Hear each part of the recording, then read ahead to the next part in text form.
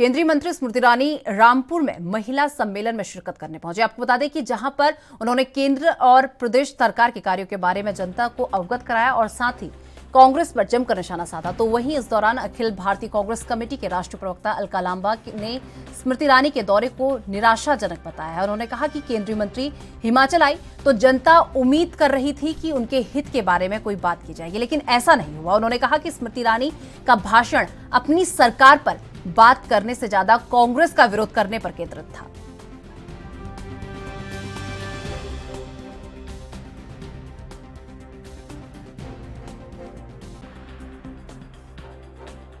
देखिए, मैं हिमाचल में हूँ, हिमाचल की राजधानी शिमला में हूँ।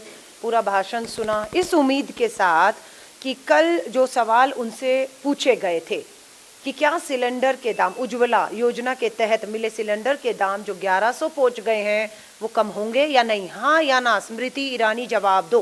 कोई जवाब नहीं दिया। क्या बंद हुई सब्सिडियां खातों में वापस डाली जाएंगी या नहीं, स्मृति ईरानी जवाब दो। बिना जवाब दिए खोखले भाषण देकर एक तरफा बात कर कर वो दिल्ली के लिए रवाना हो गई। जिस रामपुर में खड़ी होकर वो बोल रही थी, वहां पर सभा में देखा जो सेब बागवानी का हमारा वहां किसान था, वो भी इस उम्मीद से आया था कि एक पूंजीपति मित्रों के हाथ में पूरे हिमाचल के सेब जो बागवानी कर रहे हैं उनको पूरी तरह से जैसे गिरवी रख दिया गया। शायद इस पे कुछ बात करेंगी कि कीमत जो 60 रुपए किलो सेब यहां से खरीदा जा रहा है वो दिल्ली में 450-500 रुपए किलो अडानी बेच रहा है, तो उस पर कुछ बोलेंगी। उसमें भी वो खामोश रही। बढ़ती महंगाई, बढ़ती बेरोजगारी बहुत बड़ा मुद्दा था। सोचा इस पे बात करेंगी कि कितने रोजगार डबल इंजन की सरकार ने हिमाचल के युवाओं को दिए, उस पर भी खामोश रही। हमले निजी कर रहे हैं, हमले कांग्रेस परिवार के भीतर की बातों पर कर रहे हैं। क्यों? क्योंकि आपके पास मुद्दों पर बात करने को है ही नहीं। हिम्मत होती तो ईरानी जी, पूरा हिमाचल ने अपना सब कुछ, अपने परिवारों का भविष्य, बच्चों का भविष्य, अपने चूल्हे तक आपको सौंपे थे, आपने ठंडे कर दिए, बेरोजगार कर दिए।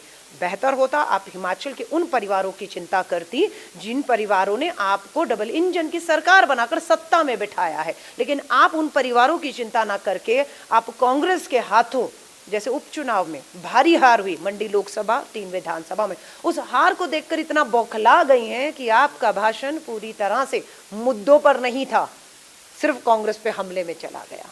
बाकी मुख्यमंत्री का भाषण तो आपने सुना ही। मुख्यमंत्री जी का भाषण गुजर रही थी तो सुन रही थी। उनके घर के बाहर प्रधानमंत्री नरेंद्र मोदी जी के जन्मदिन का जश्न था। सोचा वो जश्न में इतना मगन हो जाएंगे कि कुछ याद नहीं रहेगा, लेकिन मुझे लग रहा है जश्न से ज्यादा एक बौखलाहट थी, एक डर था कांग्रेस के हाथों हारने का। इसलिए उन्होंने आज भी भाषण में मोदी जी का नाम कम लिया और कांग्रेस के नेताओं का नाम ज्यादा लिया और ये साबित करना चाहा कि कांग्रेस में आपस में लड़ाई है, फूट है, इसलिए भाजपा जीत रही है। तो मैं बता देना चाहती हूँ, कांग्रेस का परिवार एक है, एकजुट है, एक दूसरे के साथ है, पूरे ताकत बन के हिमाचल के लोगों की समस्याओं को उठा रहा है, आपके सामने लड़ रहा है और आपकी हार आपके